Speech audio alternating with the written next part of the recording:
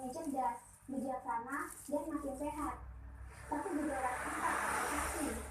Inilah sebabnya mengapa kita sering mendengar kenapa orang zaman dulu itu suka bertapa, pulang-pulang jadi wasita atau sakti. Bertapa adalah metode orang zaman dulu untuk melatih dan meningkatkan kesadaran spiritualitas mereka. Inilah sebabnya kenapa zaman dulu orang bisa meramal banyak kejadian. Mengapa ada yang bisa mengendalikan entitas gaib? Mengapa orang dulu banyak yang kebal? Dan masih banyak lagi jenis-jenis kewaskitaan lain yang oleh orang-orang modern saat ini dianggap sebagai mitos dan tahayul. Tapi, menurut spiritualitas New Age dan Secret Society, bentuk kewaskitaan ini bukanlah tahayul atau mitos. Sejatinya, memang setiap manusia itu waskita atau sakti.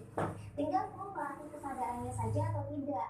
Bahkan dalam ilmu tasawuf Islam pun, manusia yang telah mencapai tahap ma'rifat bisa mendapatkan ilmu laduni atau ilmu yang didapat setelah terbukanya tabir kegaiban. Manusia yang sudah tinggi kesadaran spiritualnya, mereka bisa mengenali penghuni-penghuni alam semesta dari dimensi lain. Bahkan, bisa memanfaatkan energi mereka untuk kepentingan pribadi. Inilah sebabnya mengapa ada orang bisa jadi dukun, punya banyak peliharaan setan atau jin. Tapi ada juga yang tidak mau memanfaatkan kewaskitaannya untuk kebaikan, tidak mau mengganggu makhluk dimensi lain.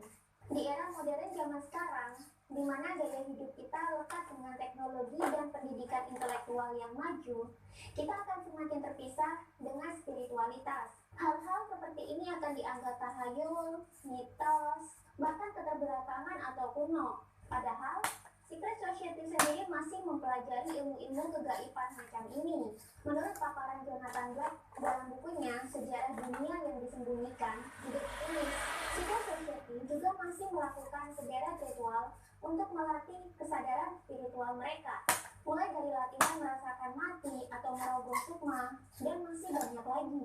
Dalam ajaran-ajaran kuno pun, termasuk ajaran kejawen atau Jawa Dipa, sekolah misteri Mesir kuno, spiritualitas Hindu dan Buddha, latihan merasakan mati atau merogoh sukma juga ada dan lazim terjadi. Setelah manusia merogoh sukma, biasanya mereka jadi bisa mengenali energi-energi semesta dari dimensi lain yang tidak bisa dikenali oleh panca indera tubuh fisik manusia. Rosicrucian sendiri malah mempelajari banyak ajaran-ajaran mistis dari sekolah misteri sejak zaman Mesir kuno. Berikut mistisisme Kristen dan Kabbalah dari Yudaisme.